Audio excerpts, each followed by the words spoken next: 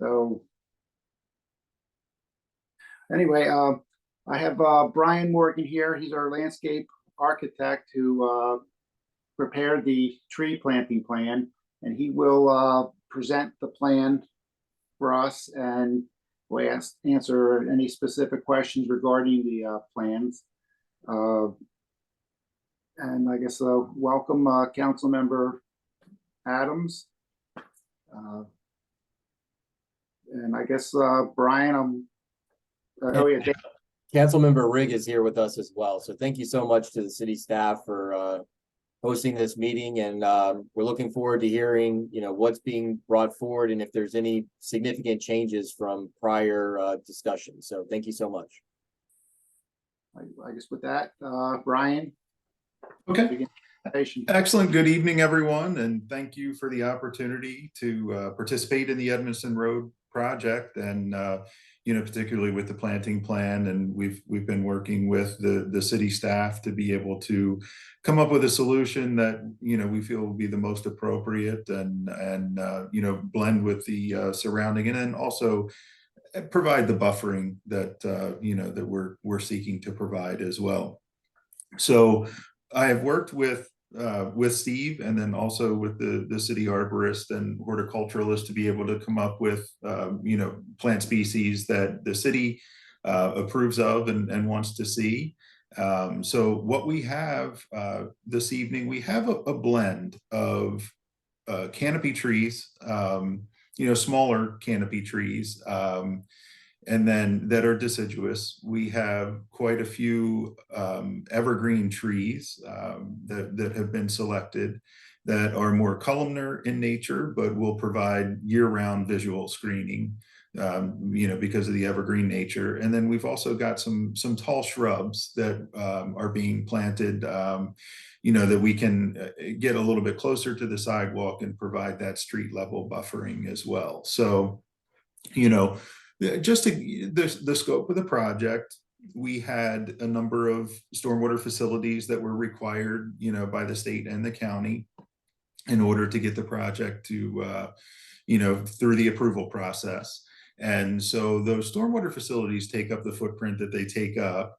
But then for the sidewalk clearing and just other utilities that was required, you can see the hatched area in grayscale on the plan, and those are the areas that we have had available to us for planting that have been targeted. So just running through the plan, starting at the beginning, and I can pull up some images if it would make it easier, and just kind of share some of the plant materials as well if there are some that that aren't as familiar with the plantings. But we've tried to focus on native species. And so we've got rhododendrons that would be evergreen tall shrubs. So these I've seen, in the 10 to 15 foot range at maturity, and certainly in optimal conditions. In this environment, we would expect those to be slightly smaller, but still a tall shrub that would be evergreen in nature. Taxus cuspidata, this is a yew that is also evergreen and in that same height and spread that the rhododendrons would have.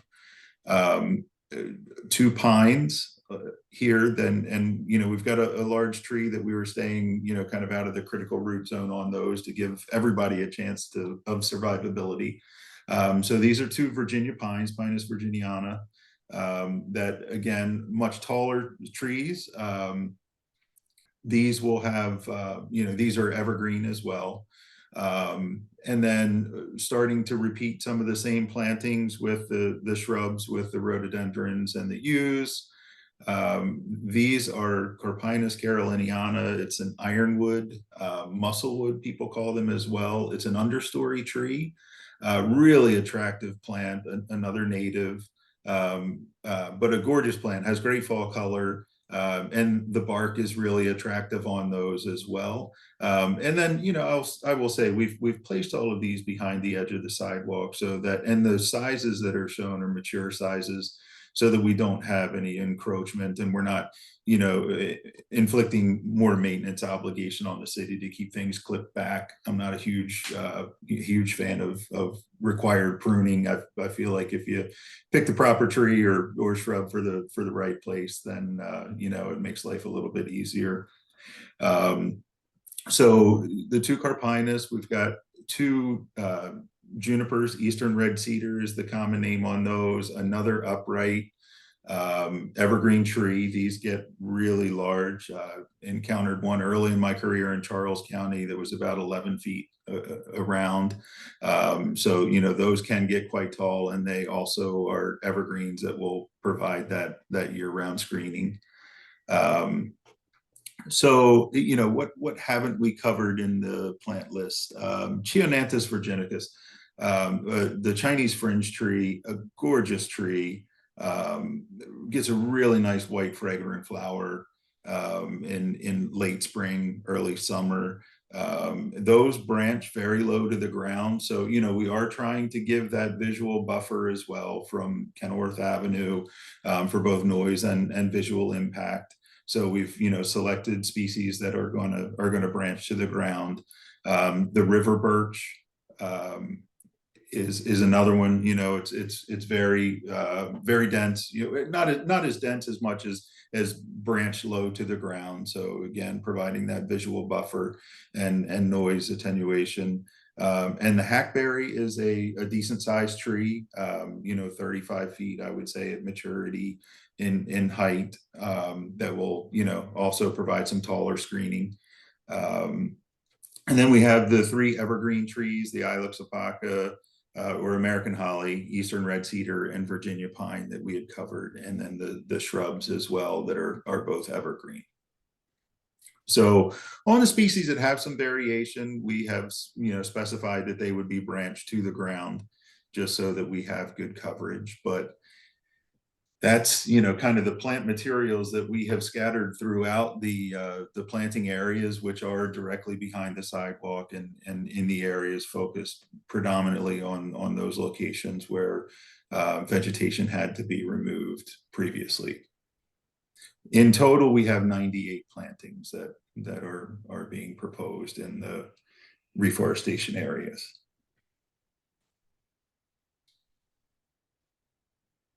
If I could ask a few questions, if this is a good time, but can we talk about when is the current timeline for plantings to occur? November. November. Okay, great. And is it assumed that all these species of trees and brush and bushes and others will be all planted at the same time in November? Yes. And will there be opportunity to, you know, to revisit this in a next year or the following year to look to see if there's some additional plantings that we could be able to do? Oh, certainly. Yes. Once we see how this takes, then we can see what gaps are there and how well, you know, anything needs to be replaced or adjusted. Yes. And based upon the diagram, are all the plantings on this tree planting, are they all on the eastern side of Edmonston Road, or am I missing some that are on the western side, on the right of way? I guess there are. Go ahead, please. Really showing on the eastern side. So are there plantings planned for the western side in the city right of way on any in front of any home, or is this the new approach is just focused on the western side? At this time, we only have 2 residents who planted trees. And the total of 4 trees are planned for the western side. And are those shown on this plan? No, they're not shown on this. Okay, and if there's any other residents that in the future have an interest in adding plantings on the right of way in front of their home, how would they proceed with that? Just contact us. Okay, great. I see Councilmember Riggs' hands up, so I'll defer to him.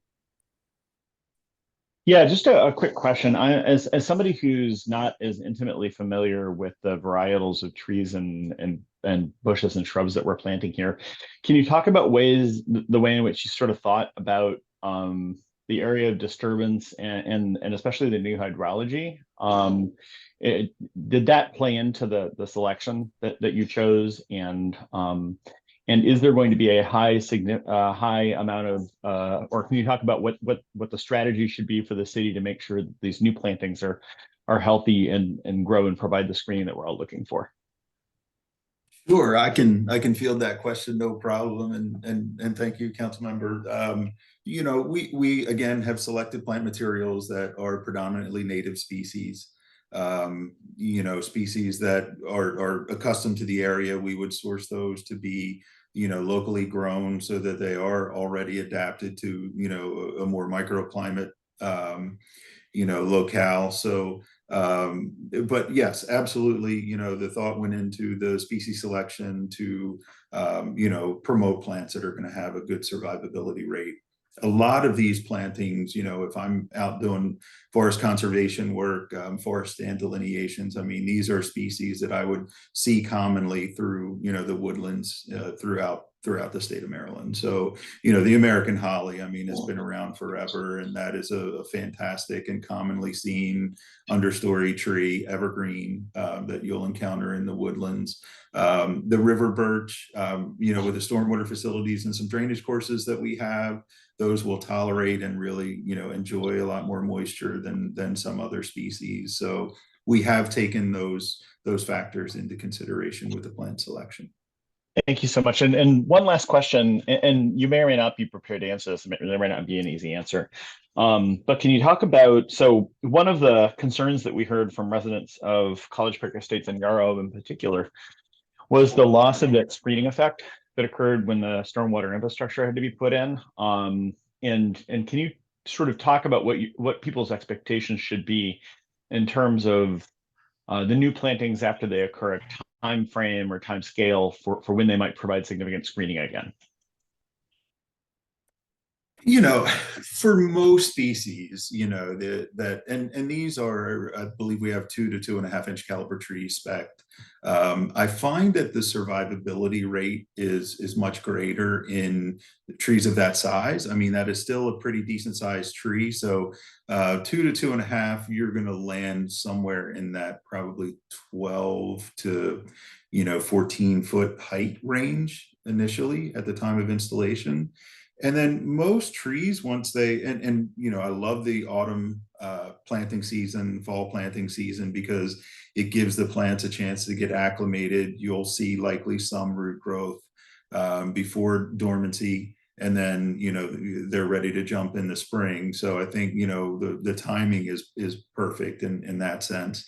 But you know, for a young tree, newly planted tree, we'll see often in the range of like 2 to 3 feet of growth annually. Once the trees begin to reach, you know, more mature heights, you'll see that slack off significantly. But in the early stages, you know, it's not uncommon to see a significant jump in height. Okay, thanks. Sure.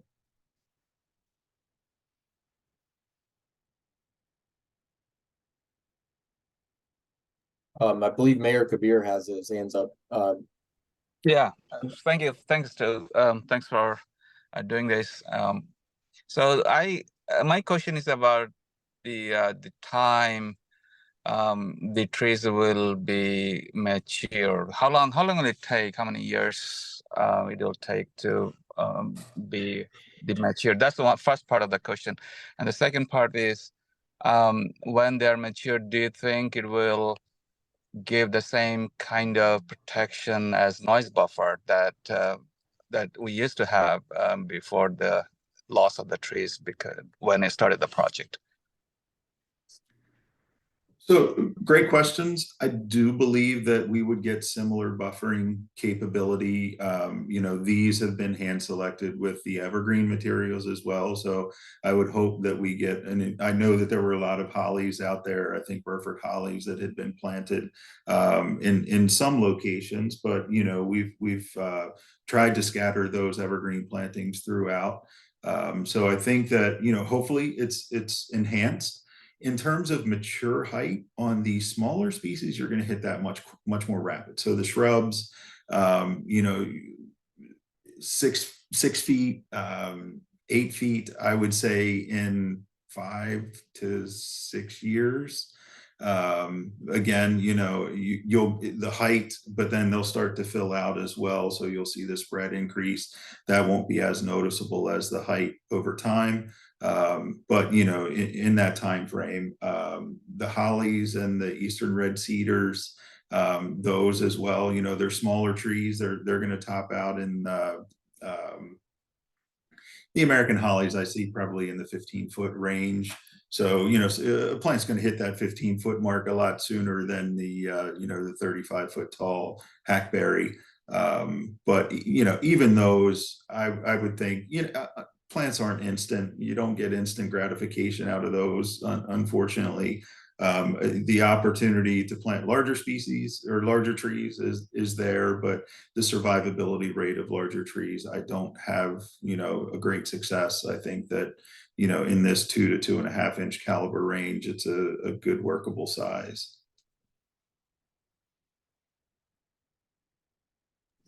Great, thank you. Sure.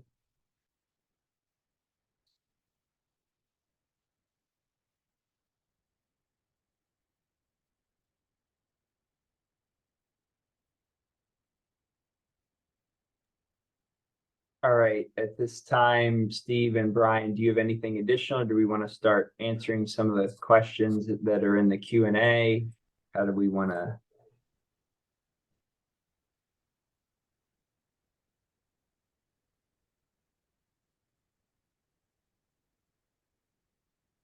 I think you're muted, Steve, but I'll let you direct us.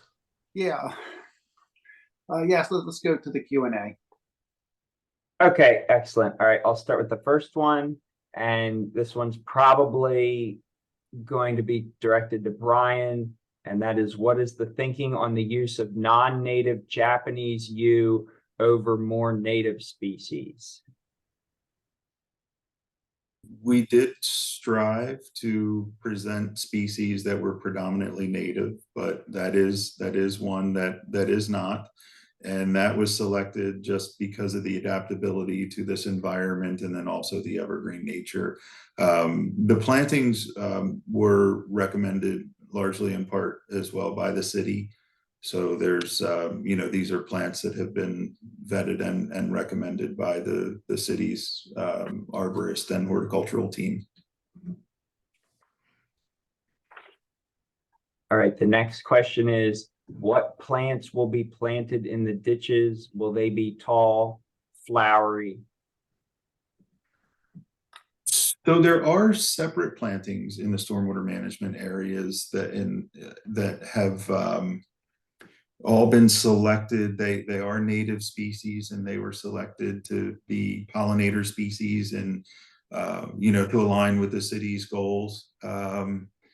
And so, unfortunately, those they should be attractive facilities, once they grow in, but they're not going to achieve the height, only because we need to keep woody vegetation out of those facilities. As embankment facilities, the root intrusion into the side slopes is not a good mix. And so, for that reason, we have stuck to a handful of shrubs, a small number of shrubs, to give some height variation, but for the most part, the plantings are herbaceous, non-woody plant materials in the stormwater facility. So they'll be providing more visual interest in terms of color and again, pollinating species, but they won't have, the trees in those facilities for sure. All right, the next one, at full growth, how tall will the tallest plant be? I believe the hackberry is going to be our tallest. The Virginia pine could achieve a height of 60, 70 feet at maturity. I think out of the canopy trees, the hackberry, and I would expect that to end up in the probably 35 to 45 foot range.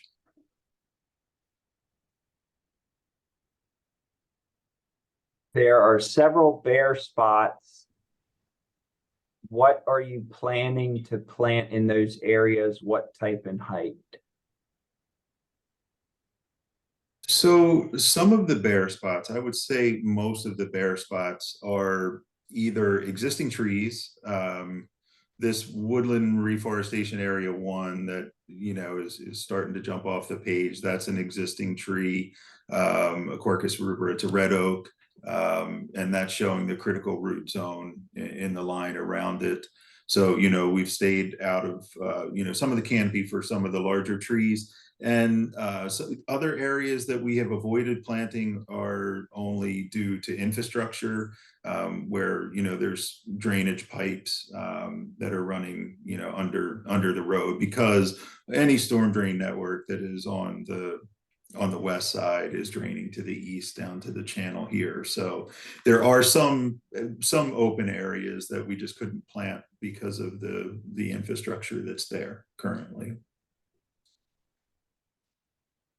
And then is there any plan to plant native trees or shrubs that would appreciate wet conditions along the swale areas?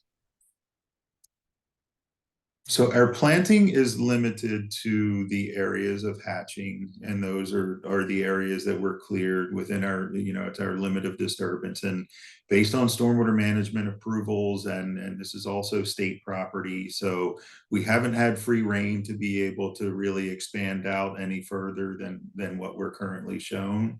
Those hatched areas all land within the limit of disturbance. Now, I have pushed some trees, taken some liberty and push some trees back so that they do fall out of the hatched area. You'll note a handful of those, and that is strictly to be able to keep them off of the sidewalk. So we are already jumping out of that space slightly, but trying to keep it within, as close to those limits as possible. Gotcha. All right.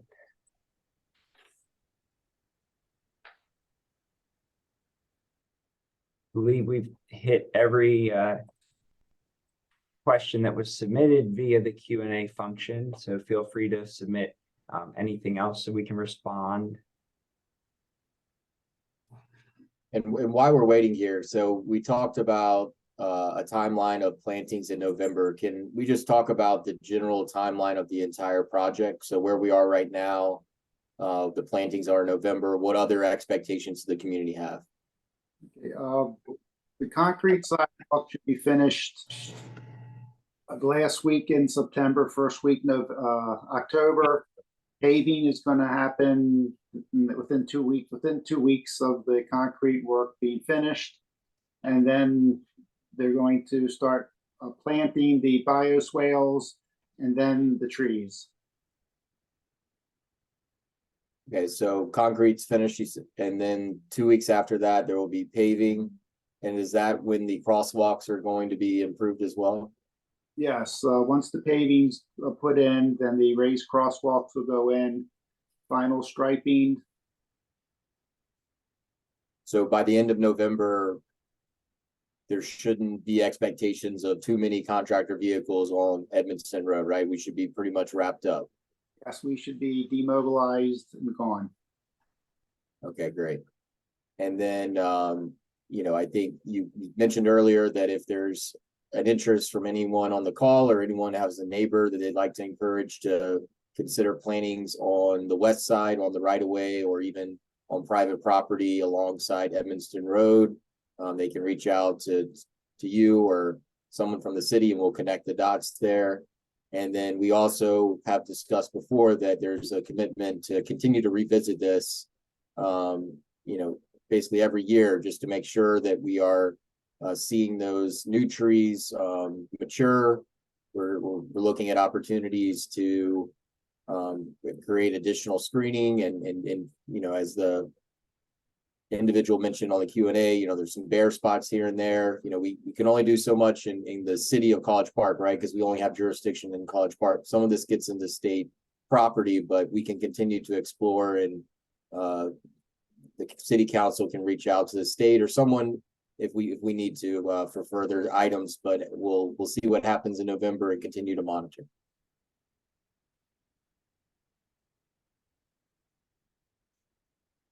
Yes, that's our plan.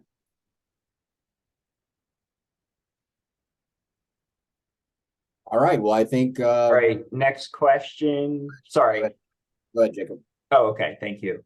Next question is, why aren't there a mix in the caliper tree sizes? 2 to 3 are small given the need for noise mitigation.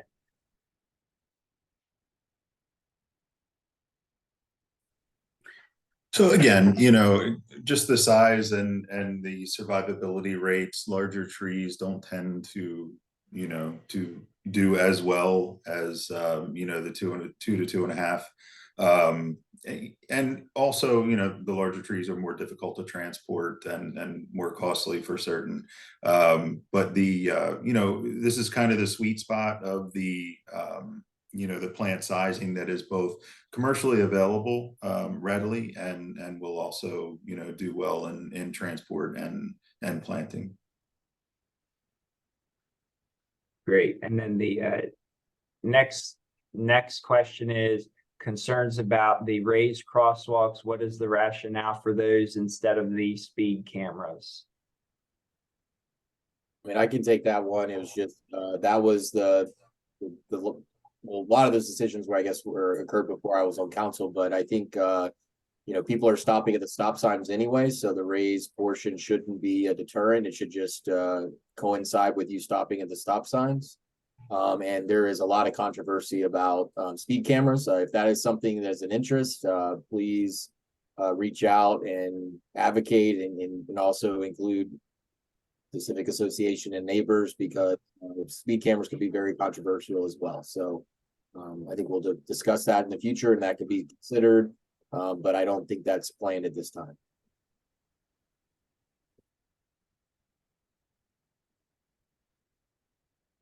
I would add to that, you know, from a pedestrian safety standpoint, it puts the pedestrian just in a more noticeable atmosphere, more noticeable environment. Just kind of makes it stand out and cautions people. You know, a speed camera will function in some ways, but it's not going to, you know, keep someone from running over an individual that's in a crosswalk. But if you have that raised and more demarcated location, I think it's just more, you know, just stands out. I was only going to add that, you know, the speed cameras are allowable anywhere in the city at College Park, and a number of them, as you may know, are portable. So it's quite possible that the speed camera could be used along Edmonston Road, especially if people see and notice people traveling at high rates of speed. But we're kind of hoping that these raised crosswalks would provide, you know, just some additional pedestrian protection. That was the reason the civic associations approached the city and really requested this in the first place, along with the ice sheeting, which was a major problem along Edmonston Road, and that should be taken care of by that drainage infrastructure. So thanks for the question.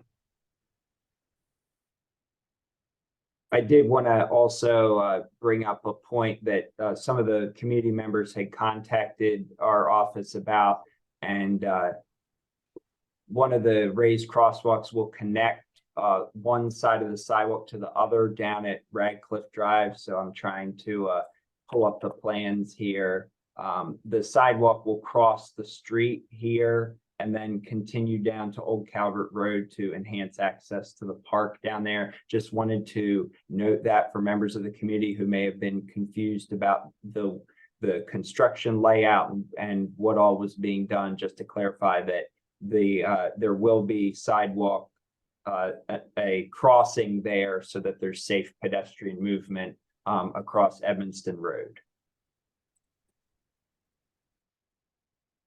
Thank you, Jacob.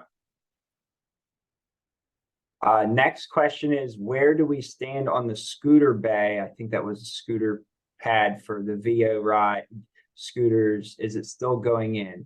And I believe that is part of a separate project with the planning department, if I'm not mistaken. Yeah, that's correct. We're waiting for all the locations. And supposedly the state is reviewing something about that because it's a grant. Okay, thank you. Yeah, so basically that is not directly associated with this project. It's with the our planning department. Just to touch on, we are making upgrades to the 8 bus stops. That was another question we got from the community. There will be ADA upgrades. There's 4 bus stops in each direction. So that should hopefully enhance access for our transit users in the community as well. And then, as noted in the Q&A just then, there's upgraded lighting along Edmonston Road that's also budgeted. It's not the fancy lighting on Route 1, that's prohibitively expensive, but it's LED lights. And Steve, can you just provide just a little bit of detail on that? Well, the best way to describe it is to go over into Hollywood neighborhood on 53rd Avenue between Lackawanna Street and Edgewood Road, and you can see what the lights would look like, how it illuminates at nighttime, what they look like. That's the best way to see it. Trying to describe it, now you have to see it. But it's enhanced lighting. It's more lighting that's currently than is currently there. Yes, it'll be a whiter. Right now, you have 70-watt high-pressure sodiums that are very yellowish, that don't spread very well. These are new LEDs, 100-watt will shine, and with the new concrete, you'll have a lot of light. It'll be much brighter. You'll see colors. You can see features. If you see a person with the high-pressure sodium, you just see a shadow light. With the LED, you'll be able to see what color the person's clothing is. You can tell how tall they are. Thank you.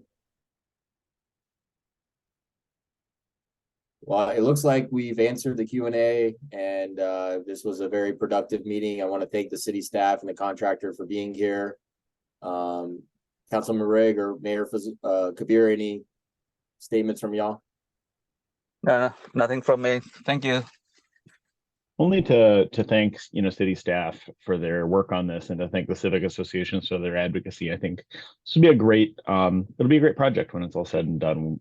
Because of all the complications with other utilities tearing up the street, it's been uniquely painful, and for that, to the extent we can, we extend our apologies. But I think it'll be something that we're all pretty proud of, and we'll feel better about being able to walk to the parks, feel better about being able to walk to the metro station, be able to walk to Berwyn Heights and other places in our community, and the bus stops. So I sincerely think that the community will be pleased, and I hope that the community will be pleased with the final outcome. And we appreciate your continued patience as we work on, the inevitable bumps and setbacks that can sometimes occur.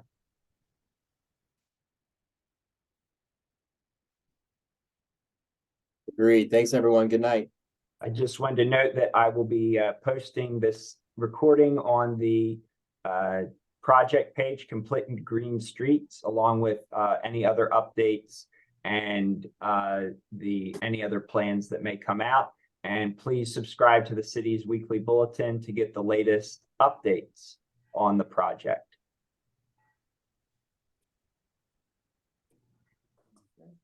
I guess this will conclude our meeting. Thank you. Thanks, you everyone. all.